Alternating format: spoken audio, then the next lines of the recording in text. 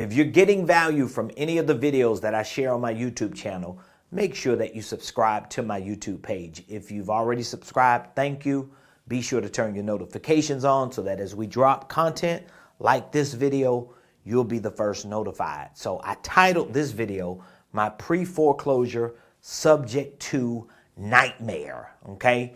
The good thing is this story ends well for me and for the seller of this particular home, but it was a nightmare for at least a day, and I'm glad I resolved it, and I want to make sure that these are life lessons you learned, especially if you buy pre-foreclosures and you're using creative strategies like Subject to buy these properties. So I want to set the foundation for this story. Here in Georgia, foreclosure auctions take place every first Tuesday of every month.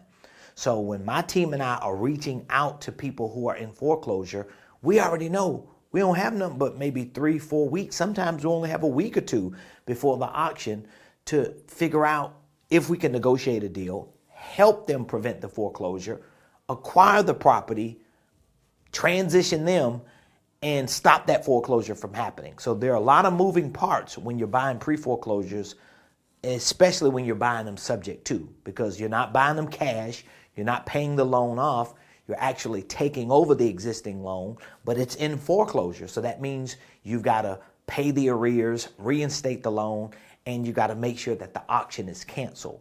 Well, most of the times, except this one, I stay on top of it, even if there's a window between the time we close on a property that we buy like this and the auction date. I still stay on top of it. I typically watch the auction sites to make sure that the foreclosure trustee communicates with the bank, that they communicate with the auction site, that they cancel the auction, because I like to be safe than sorry. Well, this particular deal, it didn't happen that way. That's why it's called my pre-foreclosure subject to nightmare. So here I am. This is my company.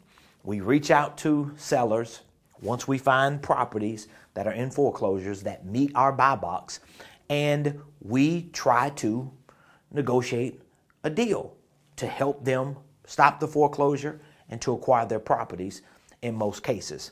So this is a situation where we found the seller, we talked to the seller, their home was in pre-foreclosure, and we only had 2 weeks before the auction. So this is 2 weeks before the auction that they would lose their property. So the seller agreed for us to go under contract. They wanted to move on. They didn't want to stay. They understood that they were going to have to move. We provide relocation services, movers, storage. I mean, we help them from the beginning to the end of the process. We don't just get contracts, buy the houses, and kick them out. We help them. This is why our company is called RP Capital Home Solutions. But in this case, we got a contract. Remember, it's 2 weeks before the auction, okay? So once we get the contract and the authorization to release information, because remember, we're going to buy this home subject to. That means we're going to take over the existing loan that the seller already has on the property. So there's a mortgage company involved. There's a bank. The bank or the mortgage company has already given the seller a loan. This is why they're in foreclosure, because the seller stopped paying the mortgage company. The mortgage company said, hey, I want the house if you ain't going to pay me my money. And they file foreclosure paperwork, but the bank doesn't do it.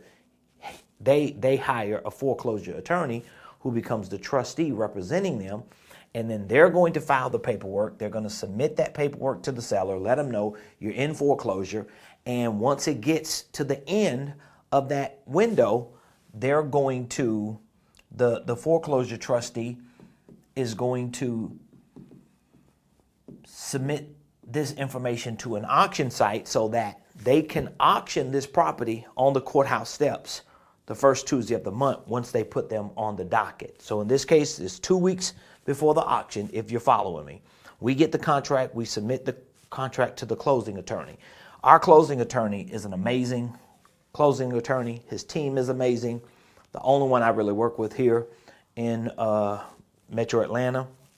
And we can work everything out quickly. So they have to do a title search. They have to reach out to the foreclosure trustee, they're going to get a payoff letter, and they're going to get a reinstatement letter. Because if we're going to buy this house subject to, we have to pay the arrears, whatever the seller is behind, we have to pay that to the foreclosure trustee.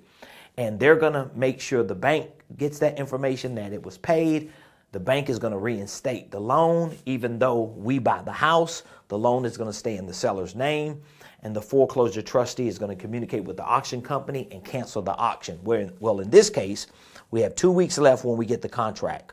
We closed a week before the auction. So that means from the time we got the contract to the time we close, it was an 8-day window pretty much. So we only had 1 week left before the auction.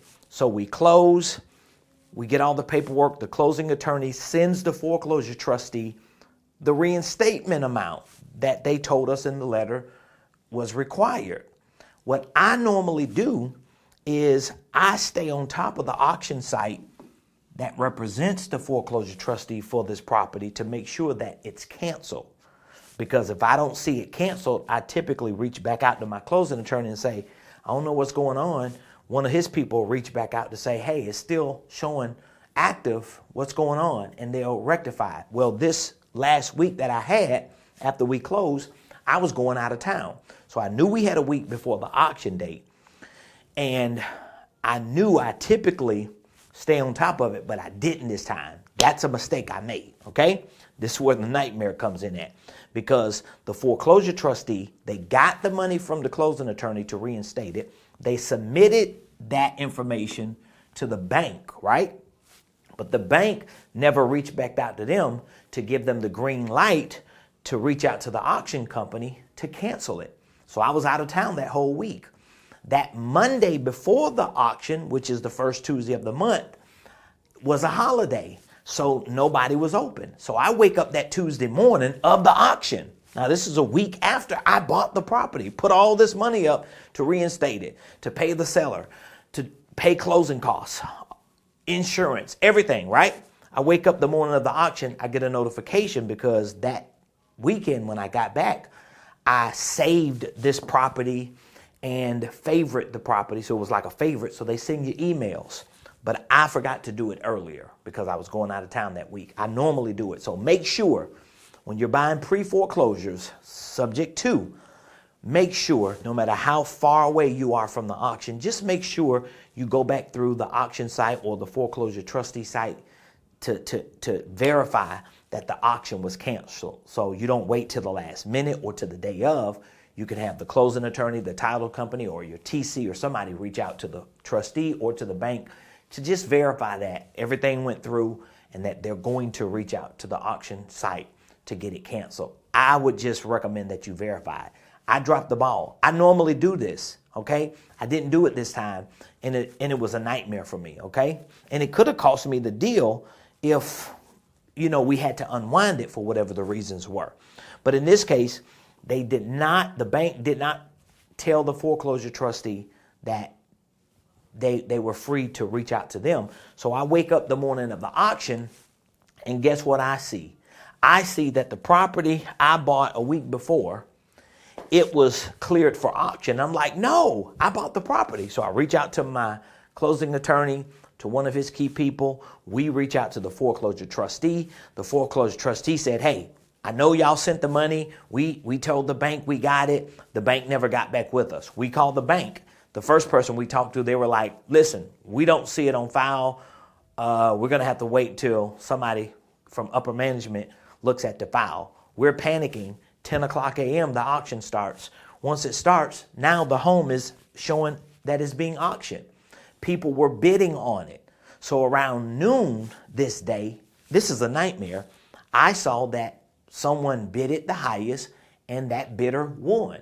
Now they're literally bidding on a house that I bought a week before. That's why I call it a pre-foreclosure subject to nightmare, because we don't want the bank to find out that the house just got auctioned, but it was sold last week and we paid to reinstate a loan for a seller who no longer owns it. Can you see all the spider webs and the red tape and the red flags and the panic signs that I was having? I didn't even tell my wife and my team because I'm like, I got to figure this out.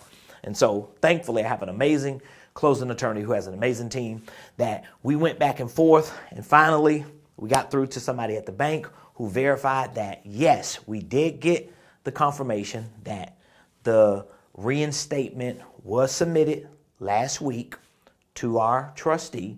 The trustee did give us that information. We did stop it on our level. This was on the bank level. They just did not communicate to them to give them the green light to stop it. So once they got the memo, they told the foreclosure trustee, hey, call the auction site and tell them whoever bid it the highest and thought they bought that property, they didn't buy it. So thankfully, the auction got canceled, or the highest bidder who won canceled it, and we didn't have to go through this legal unwinding. And they reset the mortgage, and we currently own the property. Whew.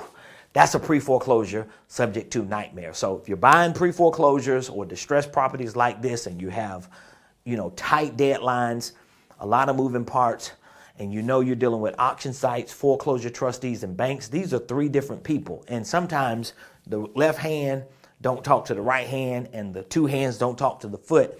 And you just have to make sure your TC, your title company, whoever's involved, just stay on top of it so that you can ensure that everything was done correctly. So